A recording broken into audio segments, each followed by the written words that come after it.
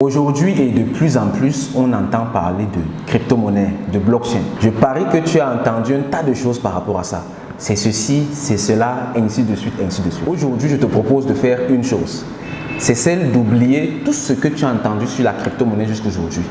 Oublie tout ce que tu as entendu sur la crypto-monnaie et dans cette vidéo, je vais t'expliquer ce que c'est et comment est-ce que ça va t'impacter toi en tant qu'individu.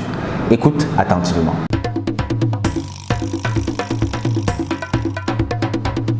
Bonjour ou bonsoir à toi, moi c'est Zangé Nelson, promoteur du CIIA, Crypto Investment in Africa, qui est une initiative ayant pour mission d'informer et surtout d'accompagner un maximum d'Africains dans le monde de la crypto-monnaie en Afrique et ailleurs. Nous le faisons parce que nous sommes plus que convaincus que la crypto-monnaie a le potentiel de désenclaver l'Afrique financièrement. Si tu veux réellement comprendre comment est-ce que cela est possible et surtout comment est-ce que ça peut te bénéficier à toi, alors rassure-toi de t'abonner afin de ne manquer aucune vidéo. Aujourd'hui, nous allons parler de quelque chose de très basique.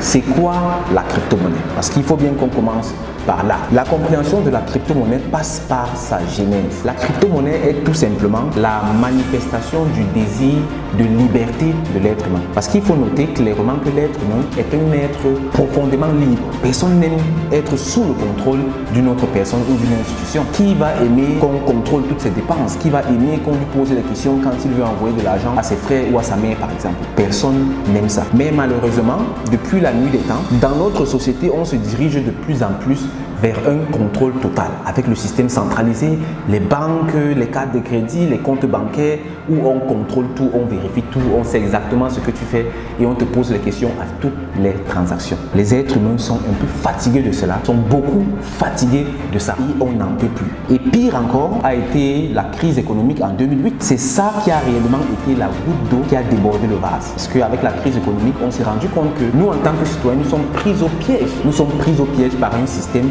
qui est condamné à échouer, à échouer et à échouer. Parce que oui, le système monétaire tel qu'on le connaît actuellement est fait de façon à ce que les crises économiques vont toujours arriver. Et là maintenant, ce qui se passe c'est quoi? La crypto-monnaie vient nous ramener à une époque où l'être humain était libre financièrement. Et là je pense comme ça à la période du troc, parce que c'est l'histoire de la monnaie. On a commencé avec le troc.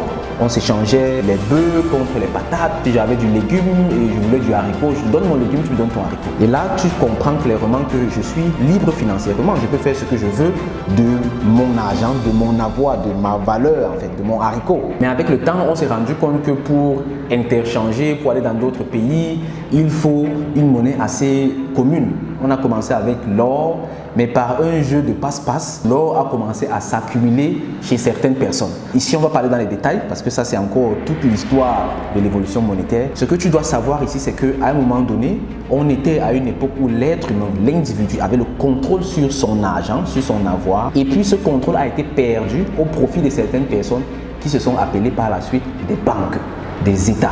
Et c'est à partir de ce moment que le déclin de l'individu en tant qu'entité libre a commencé. De plus en plus, l'or était gardé par les banques et les gouvernements et de moins en moins, l'individu avait le contrôle dessus. Parce qu'en contrepartie de l'or que je gardais en banque, on me donnait des bouts de papier. Ces bouts de papier, c'est ça qu'on appelle les billets de banque, c'est ça qu'on appelle les bons du trésor, etc., etc.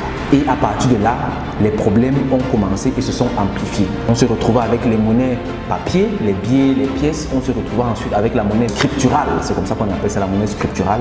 C'est-à-dire les chiffres qu'on met simplement dans un ordinateur. On te dit, voilà ton compte bancaire, tu as 100 000 € dans ton compte bancaire.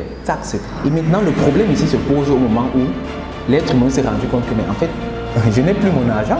Tout ce que j'ai, c'est le papier en main. Et là où tout a été gâté, c'est quand, je crois, en 79 ou en 89, c'était le président Nixon qui a unilatéralement décidé qu'il n'y aurait plus de parité entre l'or et la monnaie papier et le fiat. C'est-à-dire, on peut produire indéfiniment de l'argent papier, pourtant, on n'a pas la quantité d'or en contrepartie en réserve. Et qu'est-ce qui se passe comme conséquence directe? Crise économique sur crise économique, parce qu'on crée une hyperinflation. La quantité d'argent augmente tellement de façon artificielle artificielle que la création réelle de richesse ne peut pas suivre. Et c'est de là que partent tous nos problèmes. On a évolué avec les systèmes de paiement électronique comme PayPal, comme les cartes de crédit, et ainsi de suite.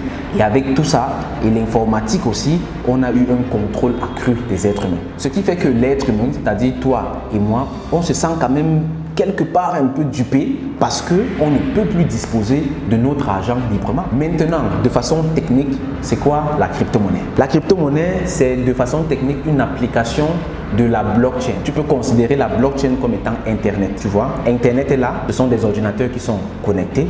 On connaît tous Internet, on surfe nous tous sur Internet. Mais il faut te rendre compte que Google, que tu connais, ou bien WhatsApp, voilà, prenons WhatsApp. WhatsApp, ce n'est pas Internet. WhatsApp, c'est simplement une application d'Internet. C'est-à-dire, on peut utiliser Internet pour faire WhatsApp. C'est la même chose avec la blockchain et la crypto-monnaie. La blockchain, c'est comme Internet. La blockchain égale à Internet. Et puis WhatsApp là, est une application d'Internet. Dans la blockchain, on peut prendre la blockchain pour faire la crypto-monnaie avec. Ça veut dire que la crypto-monnaie est une application de la blockchain. La crypto-monnaie se manifeste comment? La crypto-monnaie, c'est un moyen de paiement et de transfert de personne à personne. Ça veut dire qu'avec la crypto-monnaie, quand j'ai de la crypto-monnaie et que je veux te l'envoyer, soit pour te faire un transfert, soit pour payer pour un bien ou un service, j'envoie ça directement chez toi. La crypto-monnaie ne tient pas compte de ta localisation géographique. La crypto-monnaie ne tient pas compte de ta couleur de peau. La crypto-monnaie ne connaît pas dans quel pays est-ce que tu es. La crypto-monnaie ne connaît rien de tout ça. La crypto-monnaie connaît tout juste que je suis dans telle adresse, on peut dire dans tel téléphone, et je pars dans tel téléphone. Point final. Ça veut dire que je peux être ici en Afrique, j'envoie de l'argent partout dans le monde sans payer pratiquement aucun frais. C'est ça la crypto-monnaie en réalité. La crypto-monnaie, c'est un outil surpuissant. C'est pour ça que ça fait peur. Qu'avec la crypto-monnaie, je suis partout et nulle part à la fois. Ici maintenant, un impact clair pour toi en tant qu'Africain, c'est que si tu es dans la diaspora ou si tu es en Afrique et tu veux communiquer ou faire du business avec des Africains d'autres pays d'Afrique, tu peux transférer de l'argent simplement, il y a moindre frais. Parce que jusqu'aujourd'hui, l'Afrique, c'est le continent où les frais de transfert sont les plus exorbitants. Dans d'autres pays du monde, on transfère l'argent gratuitement. Parce que transférer l'argent, c'est un jeu de chiffres en fait. Donc j'ai un partenaire ici en Afrique, j'ai un partenaire en Europe. Je lui dis, ok, ici j'ai encaissé 100 000 $. Écrit dans la machine là-bas en Europe, 100 000 $. Il écrit simplement 100 000 $ là-bas. Ce qui fait que l'argent s'est déplacé de façon virtuelle, de façon scripturale, c'est comme ça qu'on dit. Et là, on se rend clairement compte qu'il n'y a pas de déplacement physique, il n'y a pas un mécanisme physique, un mécanisme actif qui s'est mis en marche. Et c'est la raison pour laquelle les transferts dans plusieurs pays, dans plusieurs continents, ne coûtent presque rien. Mais chez nous en Afrique, les transferts coûtent toujours trop cher. On voit des transferts qui se font à 7%, à 10% et même plus. C'est absolument incroyable. Avec la crypto-monnaie, si tu as tes affaires à faire, peu importe si c'est dans l'Afrique ou à l'extérieur, c'est pareil. Les frais sont presque inexistants grâce à la crypto-monnaie. Un autre gros avantage que je peux mentionner ici, c'est celui de l'investissement. Il y a beaucoup d'Africains de la diaspora qui veulent investir en Afrique, mais ne parviennent pas à transférer leurs fonds en Afrique. On va te demander pourquoi est-ce que tu envoies l'argent ici, qui est telle personne, qu'est-ce que la personne doit faire avec. On va bloquer l'argent pour 2 semaines, pour 3 semaines, pour 1 mois, ainsi de suite, ainsi de suite. Jusqu'à ce que tellement de personnes vont se décourager, tellement de personnes ne vont pas avoir la possibilité de transférer cet argent pour faire des investissements en Afrique. Avec la crypto-monnaie, on dit tout de suite bye bye à ce problème. C'est pour ça que la crypto-monnaie est importante.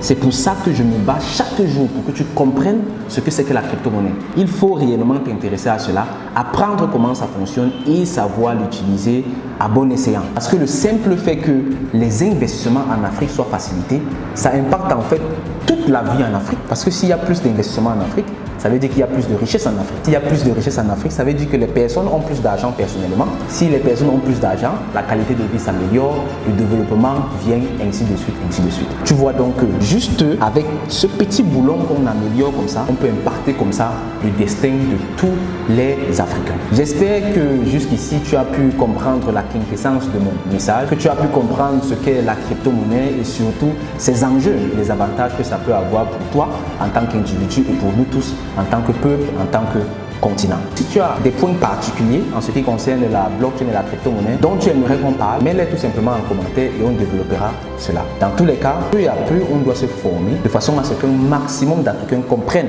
ce que c'est que la crypto-monnaie et qu'on l'utilise à bon escient. Une fois de plus, je te dis merci de m'avoir écouté. Surtout, n'oublie pas de liker la vidéo et de la partager. Je t'en serai très reconnaissant. Au revoir.